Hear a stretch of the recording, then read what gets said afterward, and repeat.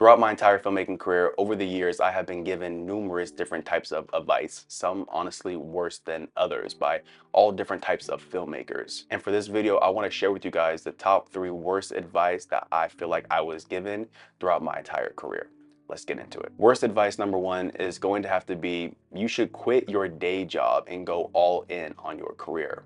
I honestly think that is probably one of the worst advice that someone can give you, especially when you're starting out in the film industry. If you're starting out, you don't have the proper network, you don't have the clients, you don't have anything. You probably don't even have gear, for crying out loud. So quitting your day job and going all in, it does sound passionate, it does sound very spontaneous, and it does sound like something that we all should do, but that's not the reality of it. Especially if you're someone who has bills to pay, quitting your 9 to 5 and focusing all your attention on your career that you haven't even got off the ground yet is not something that I recommend you should do at all. If you want to become a freelance videographer and you want to take on different clients, how are you going to get to those locations if you don't have a car? You need a 9 to 5 job in the beginning to be able to pay for your expenses. You need to be able to pay for a car to tote around all your gear. Are you just going to simply call Ubers every single time you get a job? What if you get a job that's 3 hours away, 4 hours away?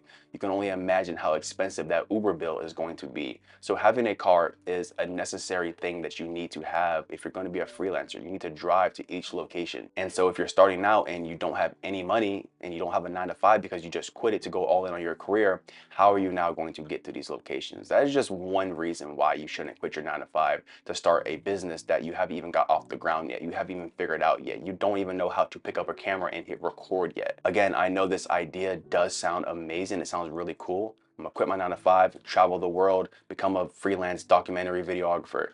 Doesn't work like that. Having a reliable source of income coming in every single week is something that you need to have, especially when you're starting out. Now, if your business is growing and you're starting to see the same amount of income, if not more, that you're making at your 9 to 5 with freelancing, then go ahead and quit your 9 to 5, especially if your costs are low and you're living a non-expensive life. Then I say quit your 9 to 5, go all in, and then pursue your business, scale your business, evolve your business. But if you're not at that career point, I think people telling me quit your 9 to 5 and go all in, that's honestly a really bad advice. Now, tying back into the car situation, I know that there is some states where you probably don't need a car to be a freelancer. States like New York City. If you live in New York, leave in the comment section below, how do you get around transporting all your gear from different client shoots in New York? I know New York is a busy city, so let me know in the comment section below, if you live in New York, how do you go about transporting all your gear around without having a car if you don't have a car? Moving on to worst advice number 2 is going to be you have to be active on social media in order to grow your business. Now, this is a subjective opinion. This is just my personal opinion. I don't truly believe at all that you need to have social media in order to expand your business. Now, will social media maybe help speed up the process of your business?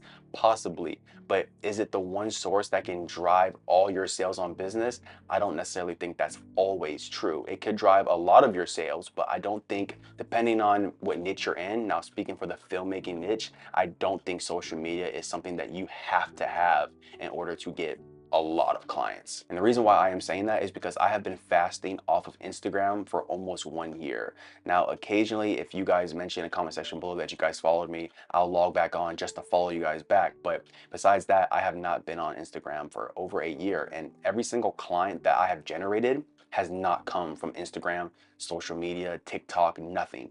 Everything has just been organic. Everything has been through production companies. Everything has been through word of mouth. Everything has been through sites like Production Hub.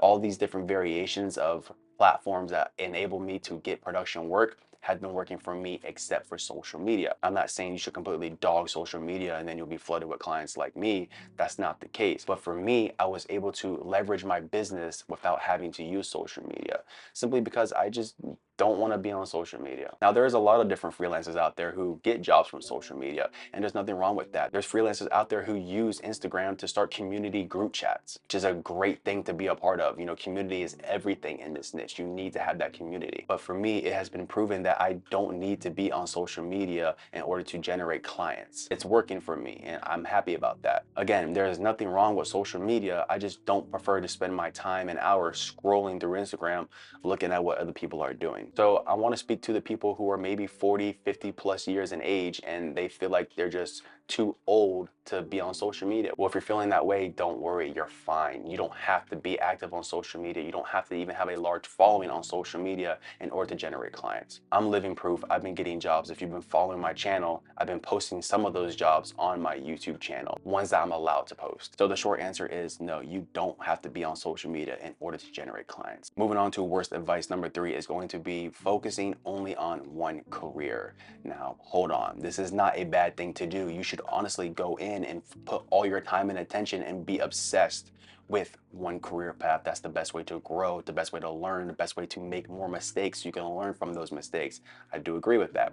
But I feel like you shouldn't just put all your eggs in one basket. That's exactly what I'm saying. Having a split income in one niche that you're able to diverse your income multiple different ways, say 5 different ways, but you're still inside of that one niche, that's exactly what I'm saying you should do. But I feel like the worst advice people would tell you is just to focus on one niche and that alone. So the filmmaking community, I'm talking to you guys, focusing solely on being a freelancer, I feel like, because me personally, I just don't like the stress and I don't want the stress. Now, anytime you're an entrepreneur in any business you start, anytime you're self-employed, there's going to be times where it's going to be stressful. That's not what I'm complaining about. But if I'm able to control the volume of my stress, then I want to be able to control it if possible. Some people might be hearing that and might be like, okay, well, what are you talking about? Well, let's talk about freelancing. Freelancing in specifically, it's not a get rich quick career. It's not a even get filthy rich career at all. It's a very client dependent career, just like any other self-employed business. You depend on your clients. But with freelancing in particular that I have experienced, there's many different seasons. Maybe in the summertime, freelancing for you might skyrocket. Maybe towards Christmas, Thanksgiving, the holidays, it may depreciate and go down. And again, that's with any other business. But for me, if I'm able to utilize focusing on freelancing, but building different assets that are going to be able to generate me income around freelancing, then that's what I want to do. The perfect example is going to be, look at all these YouTubers that you guys watch. These YouTubers, they don't just generate income from freelancing. They have YouTube channel, they have Google AdSense, sponsorships, affiliate links, all these various different sources of income that are coming in. So if they want to take a break for 2 months from freelancing, or maybe they're not getting no jobs from freelancing and it's been 2 months and they haven't hit not one job on their calendar, it's okay. They don't have to stress out because they're still going to be able to provide because they have different sources of income coming in. They're not just relying on freelancing. Another great example is going to be a guy by the name of Jacob Owens. He is a music video videographer. He specializes in music videos, but he also has various different incomes coming in outside from just being a music video videographer. He has his own lens filter. Not only that, but he's also into real estate. So he started out with just one career path, freelancing, took the income from that and evolved it into other different businesses around it. Like I mentioned, he has the lens filter business, and that dude himself, I guarantee you he's making well over 7 figures because he dove into one career path. He focused in on one career path, but then he didn't settle for just that one career path. He expanded his business. So now I guarantee you, if he does not get one single freelance job in one entire year, he's not stressing. He's completely good. He doesn't have to. Why? Because he generated different income sources to merge into freelance. Same thing with the guys like Condor Blue. Condor Blue was founded by a group of filmmakers who saw an issue in the filmmaking market and went and solved that issue and started generating products that you all are buying. Why? Because they understood that there was a problem in the filmmaking niche. There was a hole, there was a gap that needed to be filled,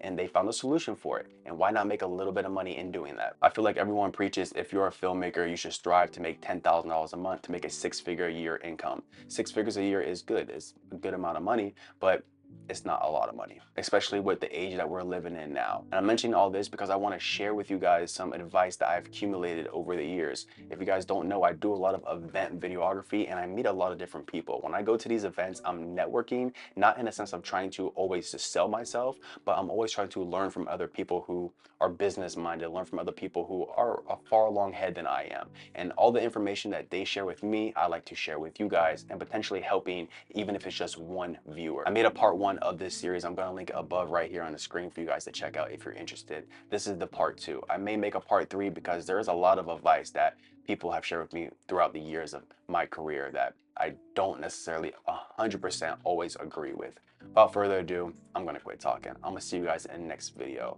If you enjoyed, please leave a like, comment, and subscribe. I'll be on to Buongiorno.